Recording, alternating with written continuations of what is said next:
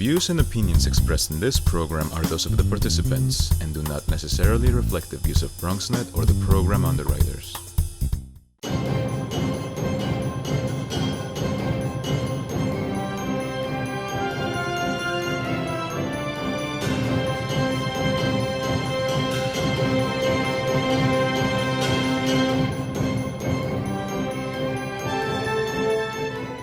Hi, everybody. We are here at Brook Park in the southernmost part of our borough in the South Bronx. And we are here for the Knowledge is Power Candidates Forum for New York State Assembly. The Assembly District is District 84. If you don't know, it's for the Concourse, the Hub, Hunts Point, Longwood, Melrose, Mott Haven, and Port Mars, the southernmost part of the borough of the Bronx. This very important forum was put together by actually five, I was going to say four, but five wonderful organizations: the Friends of Brook Park, Nos Quedamos, Diego Beekman, South Bronx Unite, and what's on my shirt here, BronxNet Television. And to me, among the many wonderful things tonight is the fact that all those organizations are working together for the same objective, and that is to give the people of the Bronx, the South Bronx in particular, a chance to speak for themselves when it comes to who gets elected to serve us in office. We should mention that the organizations I mentioned, I'm going to repeat them: Friends of Brook Park, Nos Quedamos, Diego Beekman, South Bronx Unite, and BronxNet do not support any one of the candidates who is here. They are completely nonpartisan. This is what we like to call on BronxNet Television for voter information.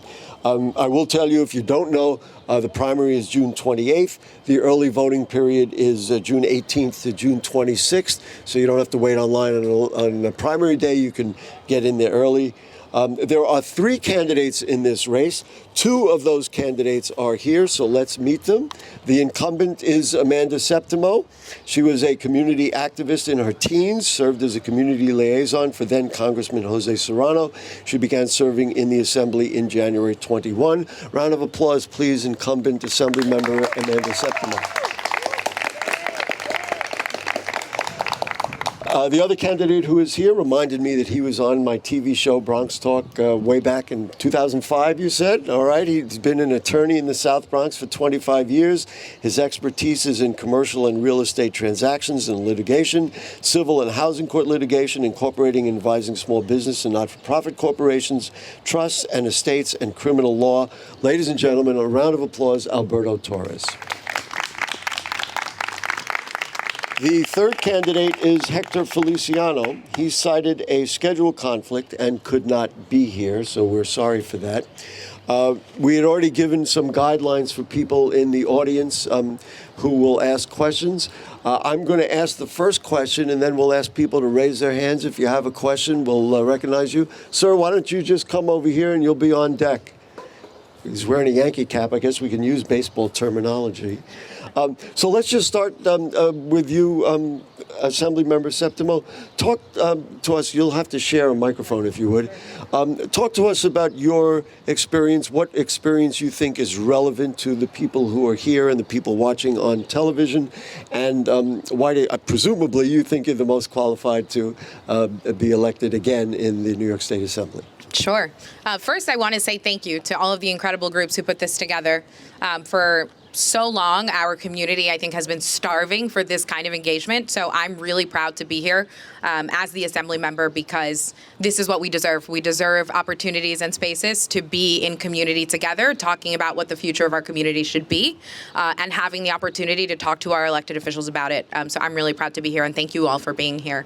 In terms of experience, I could tell you it got read in my bio that I worked for Congressman Serrano for 4 years. I've worked for the nurses union. I worked for the principals union, but that's my resume, right? I think the things that make me qualified to continue doing the work in community is that I'm from the community. I've lived in this district my whole life, and all of the work that I've done in my professional career has touched this community. And for anyone who's been in any other space with me, I tell people all the time when they're wanting to get more involved in community, when they're wanting to think about running for office themselves, because I'm someone who ran against an incumbent, right? And when you decide to run, one of two things happen. People step up to support you, and then there's people who tell you that you shouldn't do it, that you should wait, that you're not an expert, that you're not ready. And none of those things are true. Because what I know is that we're all experts in our community because we live here. And so for me, my expertise is rooted in the fact that I'm of this community, and every day I'm looking to serve it and make sure that we're moving forward because we've been lacking in leadership for so long. And so I'm excited to continue doing that work. Thank you very much. Mr. Torres, the same question for you, sir. I would like to likewise thank the three organizations and BronxNet for putting this event together. I don't consider this to be a debate. This is a dialogue. This is a dialogue where you're going to get information. And everyone here knows, I tell people, information is power. When you have information, then you're able to make constructive change. Who am I? What is my background? I'm from the South Bronx. I've lived there all my life, 60 years. I have grown up in the projects, the NYS, 169th Street, Washington Avenue. I am an individual that worked with the borough president, Fernando Ferrer, for 5 years at Bronx Core. What did I do there? This. I organized anti-drug campaign. I organized beautification projects back then. Here, I am now I will be doing the same thing. I also worked in the assembly for 2 years. So I went up to Albany. I worked on legislation, so I know what it is to go up to Albany and to negotiate. Presently, I'm on planning board number 1. I've been there for the last 6 years. I'm a member of the 40th Precinct Council. I'm a member of the PSA 7 Council. That's for the NYS developments. There I am listening and learning what it is that is taking place with the police and the crime and how they're trying to deal with that. In addition to that, 20 years, Little League. My kids are grown up, so I don't have to do it anymore. I have also likewise worked with different organizations. I work with a cancer research organization, raising monies for them. Therefore, I have a lot of experience on top of the fact that I'm an attorney. As an attorney, I have certain skills. When I started getting involved with NYS, they asked me to review certain documentation with reference to the trust that's being created, the privatization of NYS. I am being educated as to that process and what it is that we can do as a community to protect our tenants from being ultimately evicted. I am qualified, I'm here, I'm also doing this out of my heart. It's not a paycheck. I make more money as an attorney than I do as an assemblyman. But my heart tells me that this is what I have to do because I want to do this full-time with my community. I want to thank you very much, everyone, for being here, and take this information that you get today and share it with others, which is what I do all the time. Thank you. Thank you very much. So we'll have, sir, just be careful there and come over here. And whoever's next, somebody else want to stand over here if you would. Sure, absolutely. Okay. And anybody else? So we have other questions? Sir, why don't you come down over here? Your name, sir? My name is Ronald Topping. I'm president of Adam Houses of 933 units in the South Bronx, a community activist, along with the resident the Resident Advisory Board for Citywide Council of Presidents and the district. Thank you very much for being here. And what is your question for the two candidates? Yes, my question for... I've got the microphone. You got the mic. Listen, I don't need this. I can do this without this. Listen, I'd like to ask both of you candidates, Amanda and also Alberto Torres. A lot of times we have low votings because people just don't trust politicians. But my question would be, what are you doing or what have you done to preserve public housing and funding for Section 9 and public housing? What will you do or what are you doing? Mr. Torres, you can have the first answer there. We'll go back and forth, so you can respond first. And yes, thank you very much, sir. As I had stated earlier, when I got involved, I started researching what this new trust is. You have Section 8, which everybody understands what it is. You get a voucher, you get an apartment. Section 9 is for public housing. Those are mechanisms that are put in place to protect the tenants. So it's not that easy to evict them because many of them don't have access to proper legal representation. So I have represented people in Section 9 proceedings where you have to go downtown, you have to go through an administrative proceeding before an administrative law judge before they can take you to court. That layer of insulation will not be available if they create the trust as it is right now. That is my understanding. And that's what we need to do in order to protect. The idea of creating privatization is to be able to get monies in order to make the repairs. Because the feds, the state, and the city government has abandoned NYCHA. They left it. And they have let it get to the point of decay, where when you have a distressed property, what happens? You sell it for $10 because you don't want it anymore. That's the rationale that the city is using. Oh, there's no monies, we can't fix it, now we have to bring in some developers or we have to bring in some third parties to fix up what mess exists. There is money. When the government can send $600 million to Buffalo to build a stadium, and they can't spend $50 million in New York City to fix the housing, there are issues. That's why I intend to go to Albany and to be able to articulate these things. This is what we need to do, and that's what I'm doing, and I will do with reference to the NYCHA and making sure that we're protected. Thank you very much. Candidates, just remember, let's try to keep it to a minute and a half if we can. Okay? Thank you very much. Go ahead, Ms. Septimo. Sure. So thank you for that lesson on the trust. Tenants, thank you, Mr. Topping, for that question, and thank you for your leadership and your advocacy. Tenants, I know that you know, residents in NYCHA have been leading on this issue for years. Before the trust was even thought of, all of the different plans that NYCHA has come up with that have not worked to serve the NYCHA residents have been advocating, organizing, and pushing against. I have been there every step of the way, long before I was elected, to support this work. And in my official capacity, I've been able to support this work as well. In fact, in our first year, we allocated funding so that residents in NYCHA could organize themselves.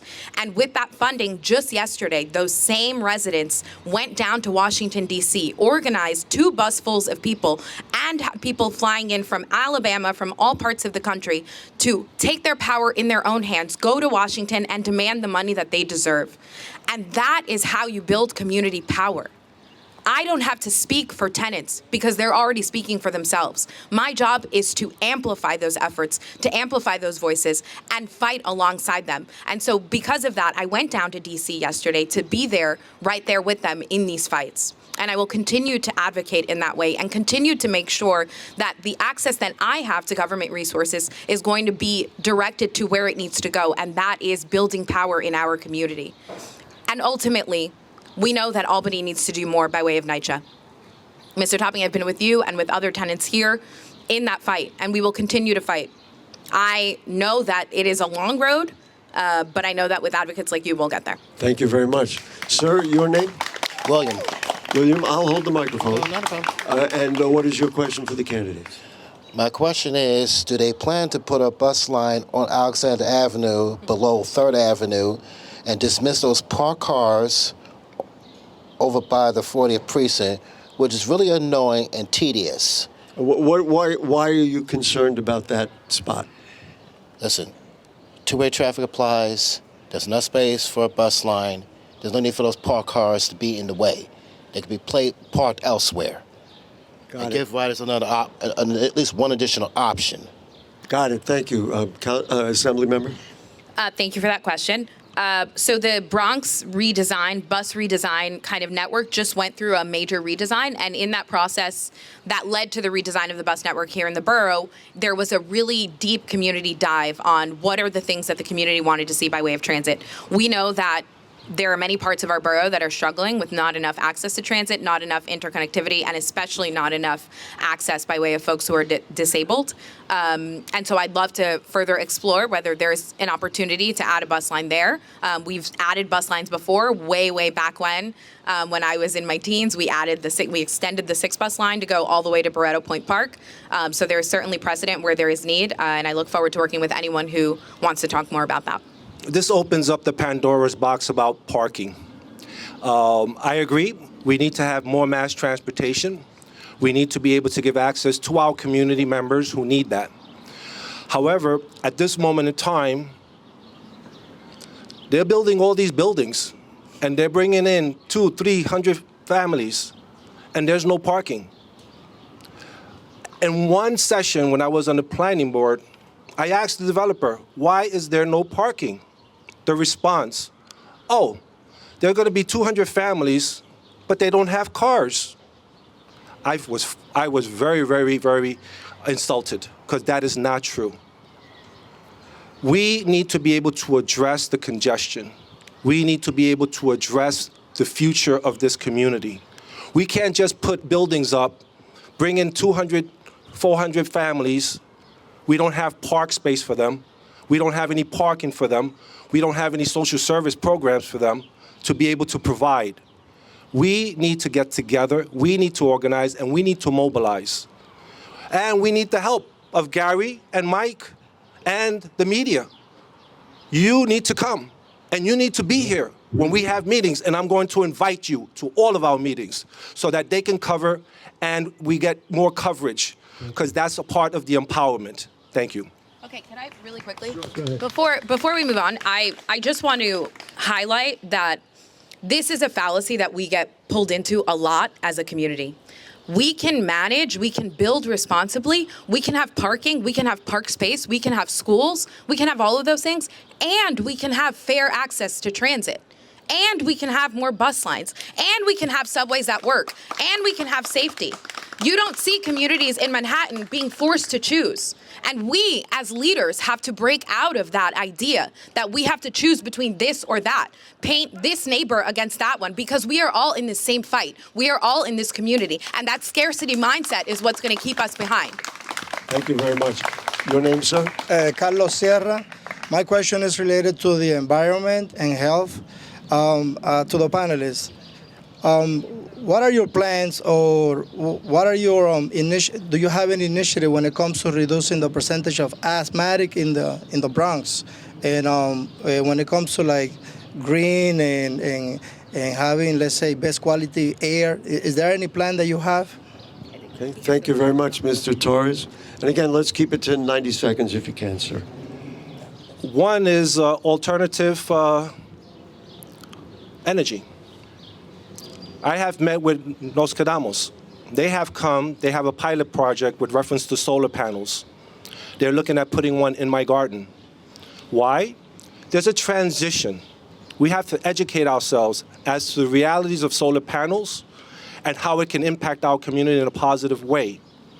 Also, we have to change the mentality of our community to be able to explore different options.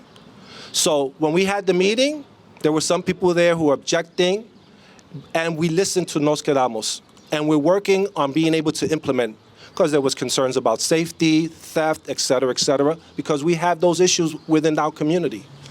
Those are the alternatives that we have to find. With reference to dealing with the asthma, when I came to this park, and I came to an event that was organized by Bronx Unite, I was educated. This is where I learned that we have so many buildings. As a result of that, you have a concentration of heat. We don't even think about that. Go to India, where it's 110 degrees in the open. We have that congestion here because we have so many buildings congested together, and we need to be able to address that. So in that manner, I am educating myself, learning what are the alternatives and what are the realities of what we can bring into this community that is feasible and acceptable to our community. And I want to work with you to be able to do that. Thank you. Thank you. Assembly member. Thank you for that question. I don't know where he went, but thank you for that question. The environment, we know that we have the highest asthma rate in the nation, and that's not a mistake. That's the direct result of policies and how they've happened over the years. I'm really proud of the fact that 2 of the bills that I've passed already as an assembly member are connected to air quality. One is about getting rid of some of the toxins in the air, but the one that we passed this year, I'm extremely proud of, because what it did for the first time ever is that the state is now setting its own regulations without waiting for the federal government to lead on air toxins. And it's hard for me to imagine that that is real, that the state has never said, you know what, we're going to lead on this issue. This is the first time that the state says, we're going to do it first. And that's important because it's New York starting to understand that we're in an emergency. Everyone is talking about the climate emergency right now, but everyone who's here right now knows that we've been in a climate emergency in the South Bronx. We've been living with these issues, and now the emergency is arriving everywhere else. And so we have to continue to climb out of it. That means investing in renewable sources, which will open the roads to green jobs, but that also means getting serious about setting limitations and regulations on actual air quality here in New York. So I'm excited that we've passed the first bill to do that, and I'm looking forward to passing many more. I want to ask a follow-up question to that. I think, Assemblymember, you were on our show when we talked about some of these issues.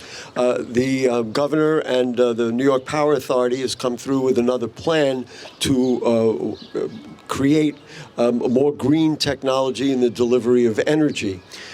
But when I asked the question about decommissioning the peaker plants in the South Bronx, the response I got was that those will be a plan to be decommissioned in 2035, which is 13 years from now.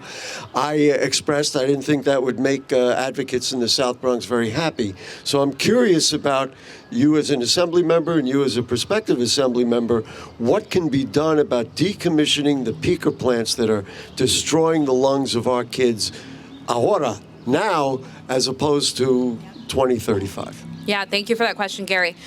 For anyone who doesn't know, because I know these terms get a little wonky sometimes, a peaker plant is a power plant that runs kind of the worst. They run the dirtiest kind of energy. They pollute the air the most. And they're called peakers because they're only supposed to run when all of our other energy supply is being used up. And so because they burn so dirty and pollute the air so much, they're only supposed to run for about 1 to 2 hours a day. Right now, our peaker plants are running about 24 hours a day because the energy situation has been allowed to deteriorate to such an extent.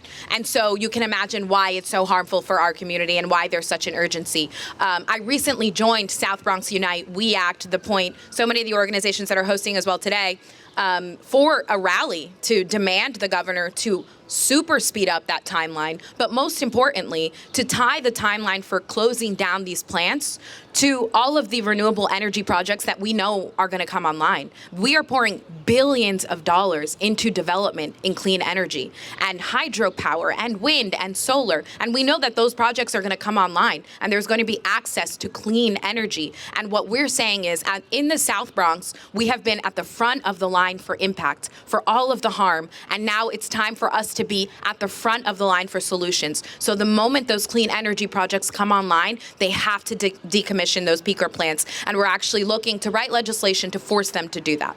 Mr. Torres?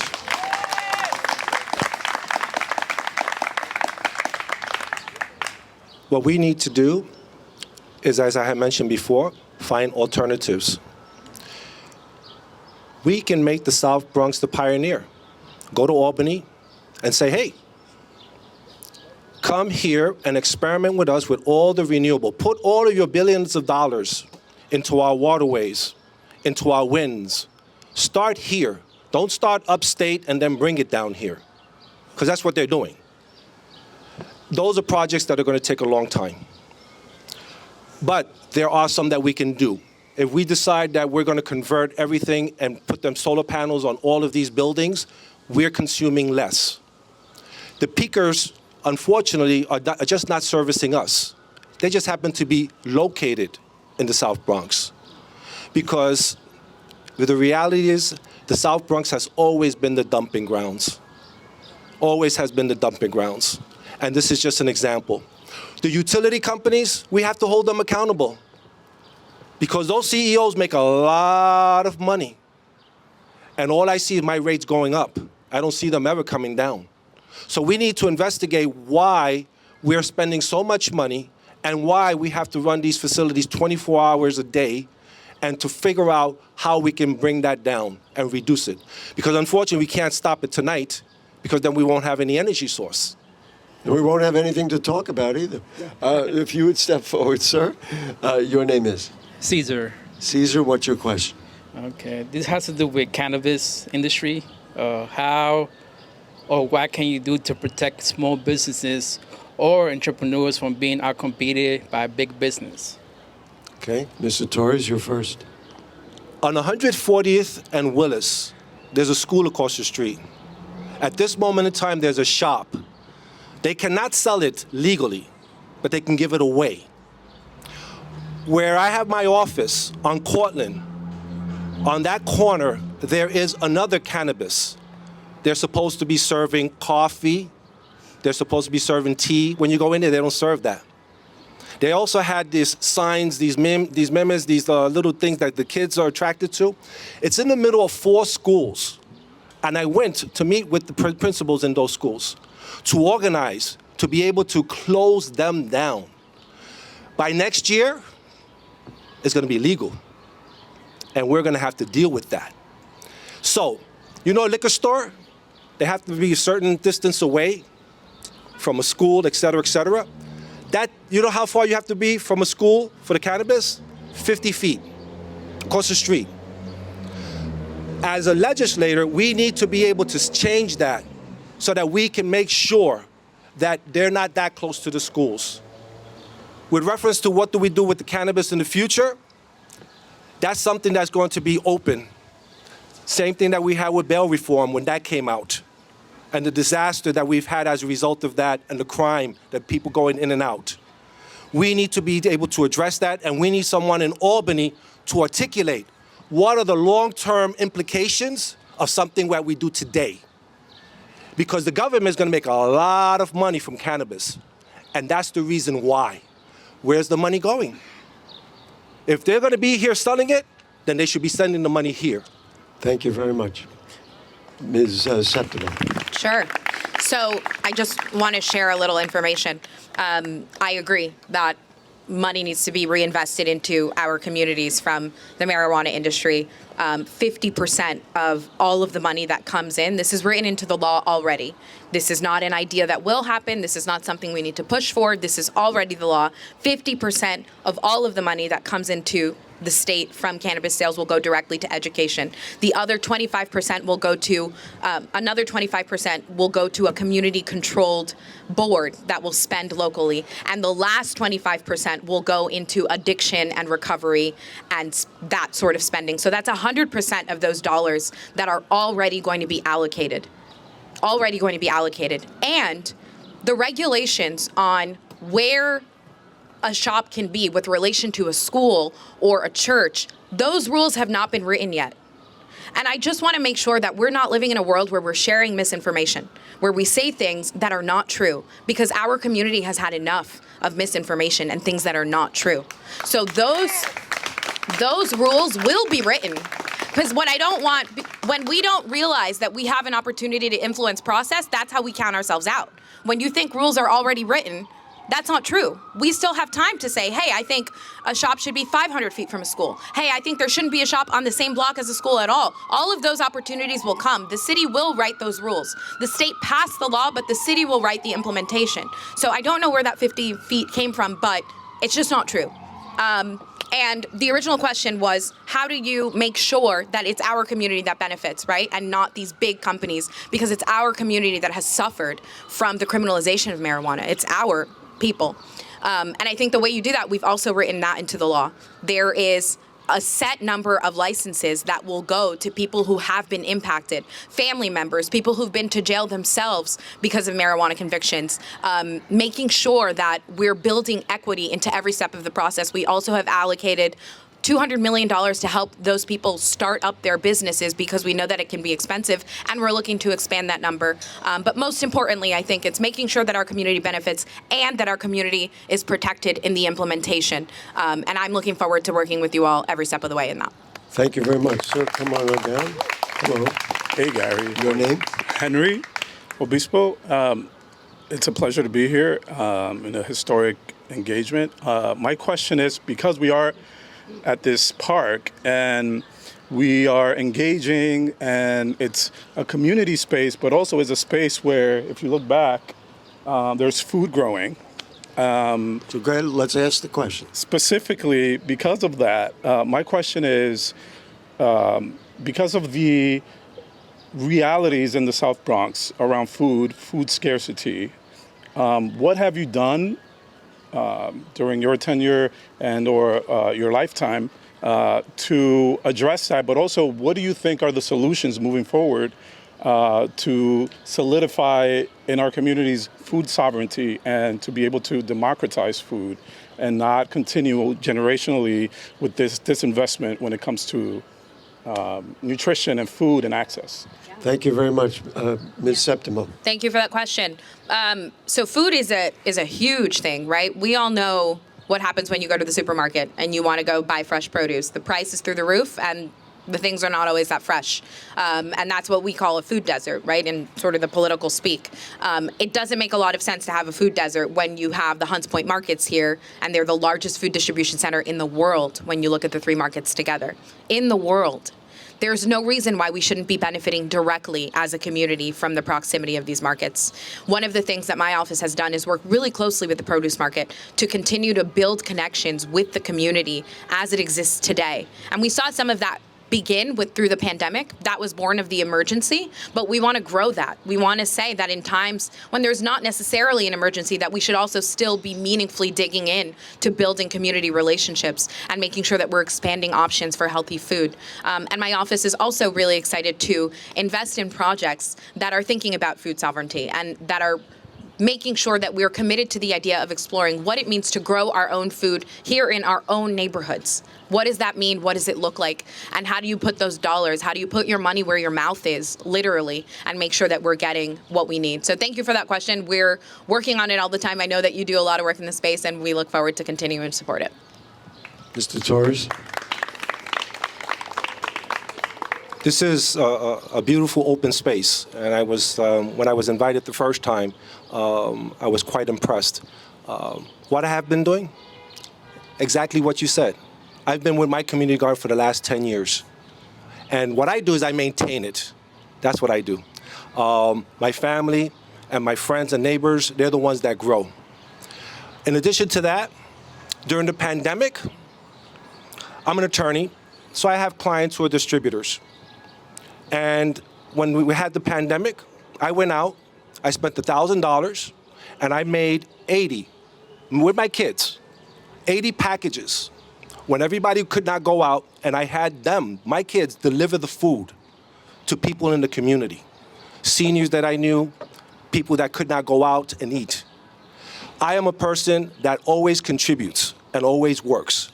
On 138th Street this past Saturday, I was with a Seventh-day Adventist church, and we were giving out food for free to people who are walking by.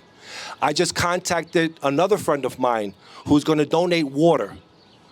I am the type of person that works like that. I'm an action person. I will continue. We need to also preserve these parks, because some of these parks, which were owned by HPD, have been taken away for what? To build buildings. And we don't have any more green space. If this park is with Parks Department, then you're okay. But if this park is with HPD, you have to organize yourself and you have to be very, very careful. We do not have any more green space, and they're taking it all away. And we need to work together. And that's my commitment, to work with you on these endeavors. Thank you. Your name, sir. Step right up over here, if you would. My name is Awee Perkins. A little louder, go ahead. My name is Awee Perkins, and I have a couple questions for the candidates. Only one question, sir. Okay, just one. How do you plan on bettering the relationship between the community and the police to assist in lowering the crime rate? We knew that question was coming. Thank you very much. Go ahead, Mr. Torres. Thank you, sir. That's an excellent question. There is so much distrust in our community with the police at this moment in time, and we have to address that. One of the things that I'm working with one of the NYCHA developments is what is called, I call it, NYCHA Adopt a Garden, where my garden is going to go into NYCHA. We're going to take some areas and we're going to weed whack, clean it out, and plant.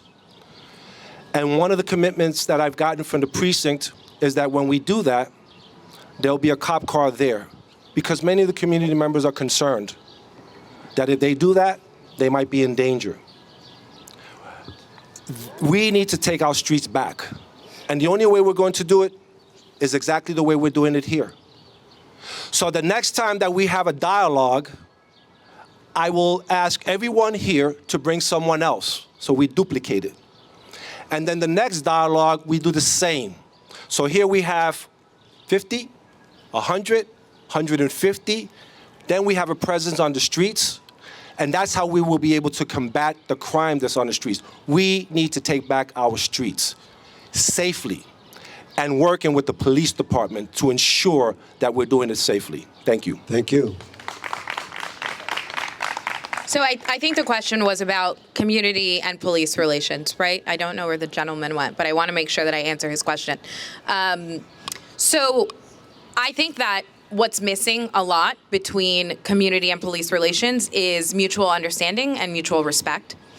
Just this morning, I was at the 40th Precinct Council breakfast, where members of the Precinct Council, which are community members who are working on fostering relationships between the police and the community, get together, honor people, honor officers who have done outstanding work.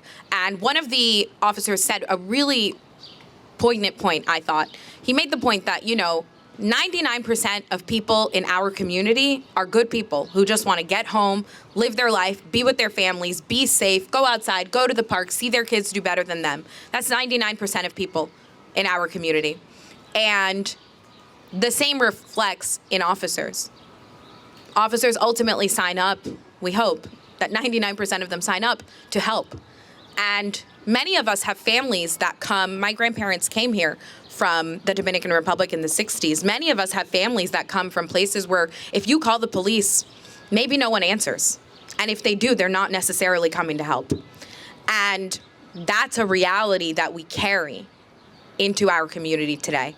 And I think that ultimately what we need to do is get back to a place where we can understand that we're all supposed to play for the same team and that we're all here to keep each other safe, because safe communities is ultimately the goal. And so how do you continue to foster those relationships? I think you continue to build that understanding, and I'm looking forward to supporting that work. I want to just interject a question just before we continue. Mr. Torres, and we'll give you each a chance to do it. I guess you're first then. Mr. Torres mentioned bail reform. How successful do you believe the current bail reform has been? And does it need to be tweaked? Or does it need to be disbanded? Where are we at? And then we'll give you a chance, sir. I know you want to talk about that as well. Sure. I want to clarify that bail reform drama predates me. My predecessor is the person who kind of voted to institute bail reform as it existed in terms of, I think, the really problematic structure that we all think about. We have, since the legislature has tweaked it once before I got there, and we just tweaked it again. And I think that ultimately now we're almost back to where it was before. And I think that we're in a space where ultimately I think we've struck the balance. Judges have the opportunity to institute cash bail if they need to in any violent crime. And that includes guns, obviously. We've closed the loophole on minors. And I think that we'll see how the program continues to work. I will say that when you're looking at the numbers, 99%, it's like 99.5% of the cases that go through the system work as they're designed. It's that 0.05% that causes us a lot of problems. And I know that that's a lot of what we see in our community and what we have to live with. But we will be continuing to strive toward perfection because we know that it's an issue that people think about. And again, people want to be safe when they go outside in their neighborhoods, and that's what we're working towards. Thank you. Mr. Torres? Information, education. Unfortunately, the law is bail is to ensure that you return to court. But at times it has been used as a mechanism to keep you within the system. Individuals that do petty crime, I'm an attorney, so I'm familiar with this. When they set a bail for $1,000, $1,500, the families can't afford to get them out. They have to wait until they go to court. And if you have legal aid, they adjourn the case 3 or 4 times.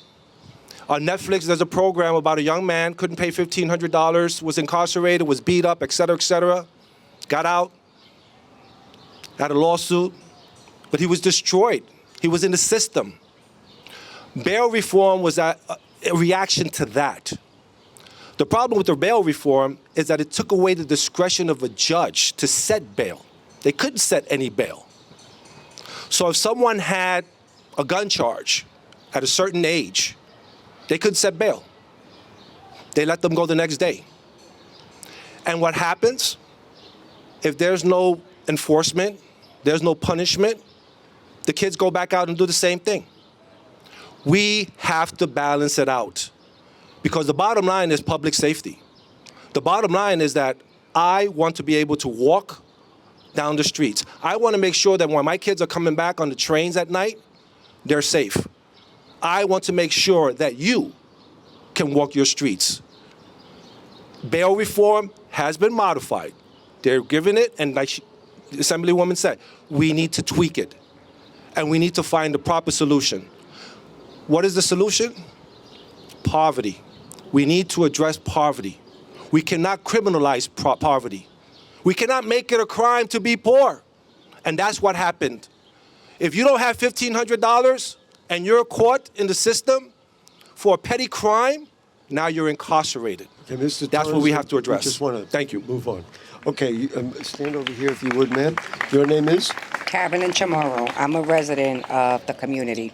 My question is in regards to education, right? So we all know that our schools are teaching our children to fail, especially in these districts. So you have these kids who are technically being trained to pass these tests and still don't know what they're doing going to the next grade, which helps them turn to selling drugs, getting into gangs, and having trouble with the law. How do we address education, and how do we make a change starting with the kids, with school? That's where it starts.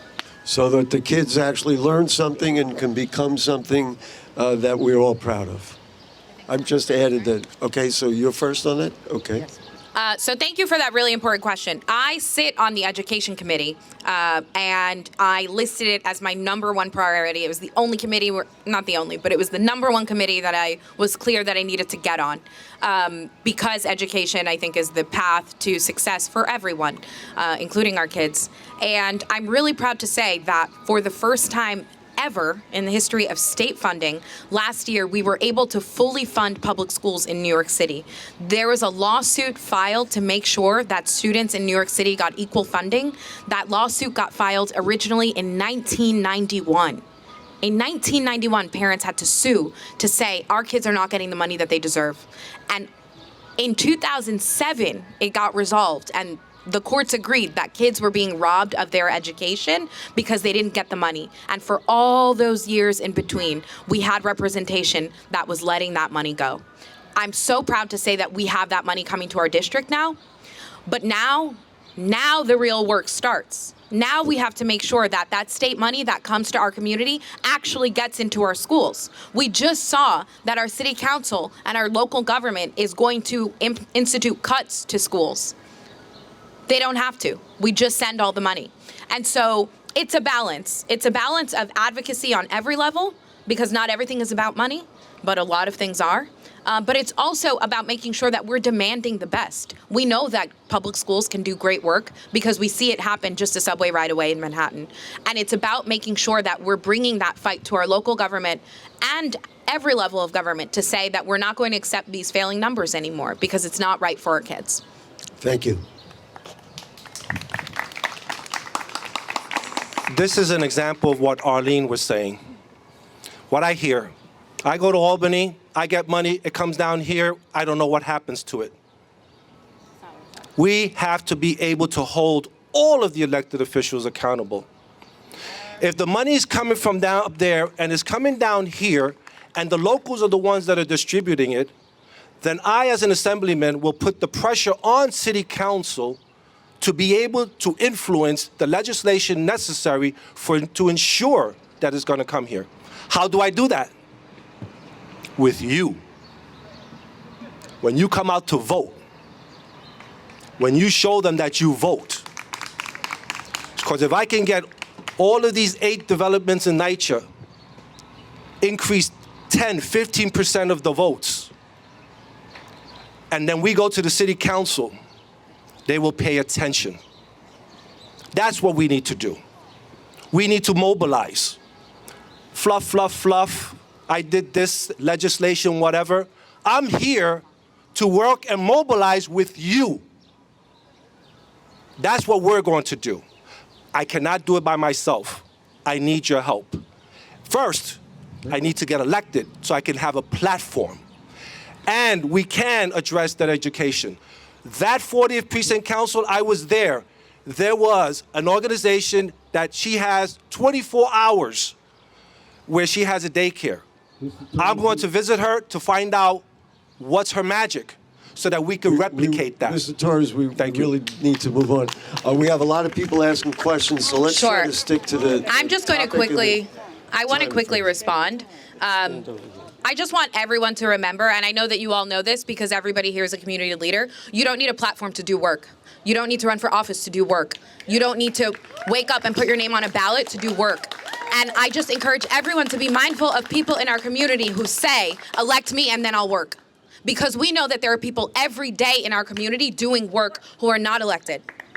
And I'm new, this is my first term, but I've been working on education issues long before that. And anybody who tells you that you don't need money to change problems in New York City is simply not telling you the truth. And then after let's make it 30 seconds and then we'll go on. Thank you. I don't need a platform because I do it. I just told you, I'm on the planning board, I'm in this community, I've been living here, I work here. I don't ask anybody to do anything that I don't do. I do things through leadership. The platform that I need to being able to bring funding is different. In order to get funding, I have to go to Albany. In order to get funding and bring it down here, I need your vote to be able to hold people accountable. That's the platform. I actually do get funding in the private sector when I need it in order to do these community events. Let's let the people speak. Here, ma'am, go ahead, step up. Hi, your name is? My name is Sonia. Good afternoon. I'm on the ticket with Amanda as district leader, but that's not why I'm asking the question. Okay. I'm asking the question as a resident of Beekman. Move it back a little bit. That's too close, Sonia. Too many people. I know. I could talk louder. I live in Beekman houses, as you know, on 141st Street and Jackson Avenue. In that area, they're going to put a jail. Okay? As you already know, we have enough things going on in that area. We can't do nothing about that now. But I want to know what you guys are going to do to protect the people in Beekman. As you can see, a young lady already got raped in the park. So when the guys come out, and not saying nobody don't need to come out, because that's a bunch of malarkey, okay? But what I am saying is, what are you going to do to protect that area? And it's really predominantly mothers. We have shelter there. We have our schools right there. And also, this is twofold. I just want to move it ahead because there's a lot of people waiting and we're running out of time. I'm sure you don't mind. Y'all don't mind, right?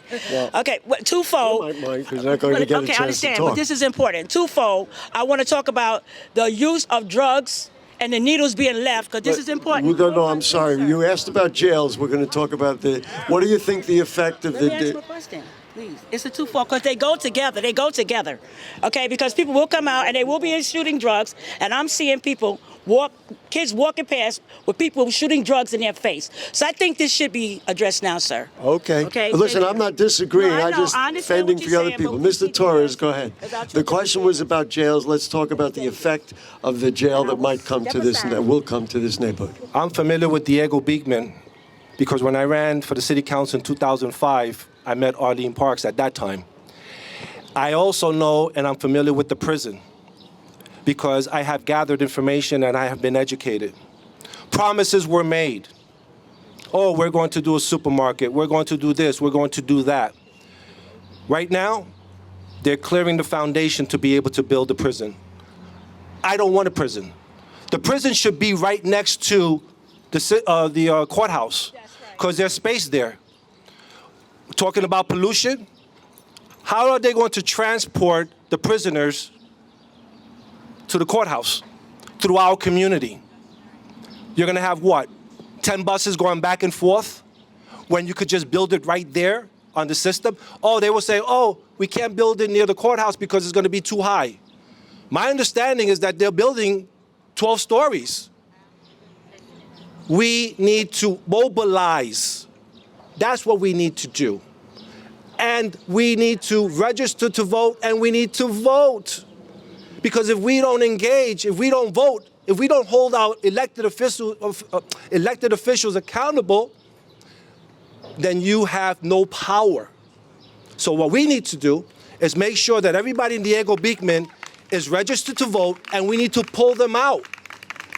They just need to vote, because now you have a base. The question was about jails, so let's let Ms. Thank you for refocusing that, Gary. The question was about jails. I think that that's a really important question. How do you protect our community when there's a jail about to be built?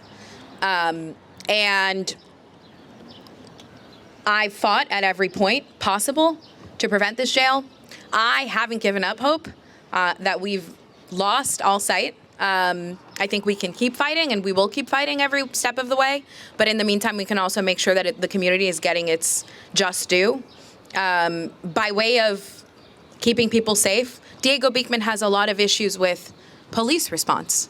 This is part of police-community relations, right? Because we talked about picking up the phone and expecting help to show up. We know that that's not how it always happens in that part of our community, and that's a problem.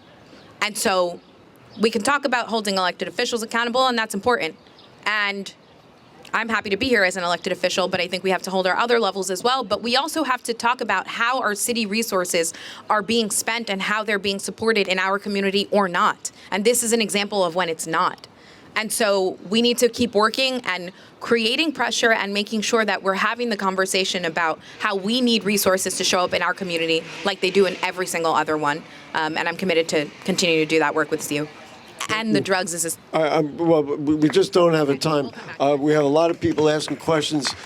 We'll ask everybody to be short with your questions and short with the answers. I think there's like 9 minutes left, so let's just get to it. Sir? Mohammed Sheikh. How are you, sir? I'm well. Go ahead. Okay, give me a hi to Mr. Torres.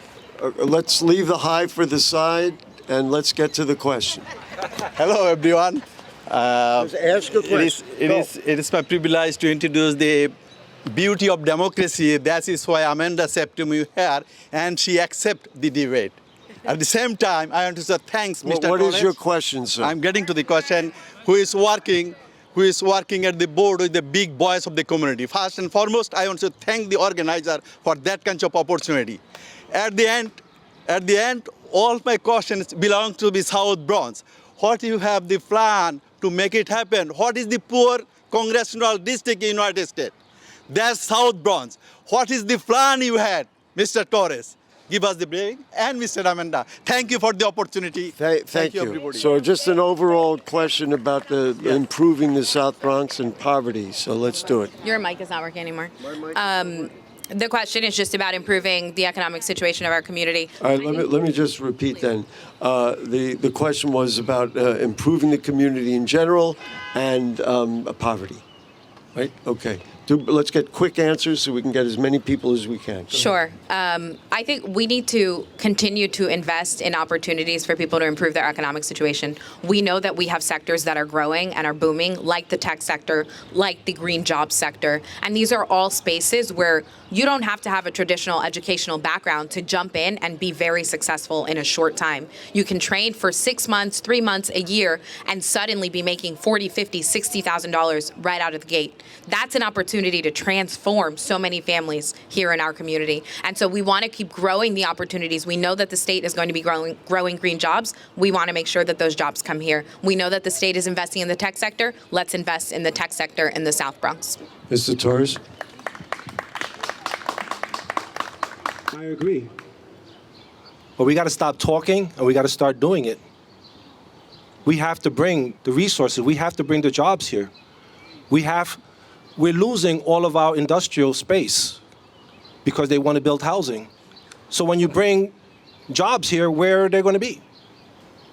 The idea at this moment in time is what I've been telling you all the time, and I will always tell you. Information is power, and we need to mobilize, and we need to vote, and we need to hold our elected officials accountable from the federal all the way down to the local. There's no way of getting around it. We have about 5 minutes. Okay, I'm sorry. That's it. Thank you. I know you've said it before, so I want to just move us ahead. Hello, ma'am. Hello, my name is Yvette Vennings, and my question is about where do you either one of you lie at when it comes to the COVID situation with the nursing homes and the rehabilitation centers, because a lot of us have been affected by that, and we don't know where things lie at with that. They're protected, they're not protected. What are your rights? How do we move forward pertaining to that? Thank you very much, Mr. Torres. As a lawyer, I've done a lot of guardianship proceedings, which basically means that you petition to get monies, somebody's in a nursing home. Unfortunately, the vast majority of nursing homes are warehouses. They have one person taking care of 5, 6, 7 patients. So when you had the COVID, that's why you had the catastrophe, because there is no service. There's a lot of money being made, not only with the COVID, not only with the nursing homes, but also with these shelters, these hotels. Once again, that's the promotion of poverty. A lot of people make a lot of money from this community, from our community, because we are not empowered. And I will always go back to the same thing, and Gary's gonna say, you said that already. We need to mobilize and make a difference. So thank you for that question, because it's tremendously important. One of the things that happened during COVID is that the state made a terrible mistake. The state allowed people who were COVID positive back into nursing homes. That was a terrible mistake. Because we didn't know enough, I wasn't in the state at the time, but all of us were still learning about COVID. That mistake got made. They were learning about the sickness, learning about how it transported. That was back when we were still wiping everything down, not realizing it was in the air. But what that led to was many, many, many families losing their loved ones. And now we're having to think about how we repay that terrible mistake.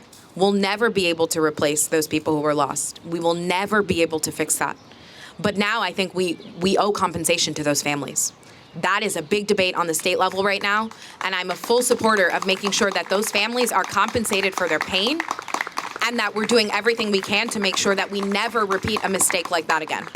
Thank you very much. Ladies and gentlemen, our hour of TV time is coming to an end, but just hang on. Let me finish what I have to say. Thank you. But we'll finish the program formally, but we'll give all the people online a chance to ask their questions so that you can hear what their answers are, okay? So I'm going to give each of the candidates a chance to say a closing statement, even though that'll be for the TV, but then we'll give people a chance to ask more questions because the idea is information and interaction.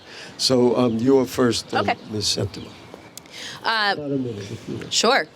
Thank you all for watching tonight and for being in this conversation and for being invested in the future of our community. We know that the South Bronx is recovering from the pandemic like the rest of the world, but we're also recovering from 30 years of failed, abandoned leadership. We're recovering from a leadership crisis.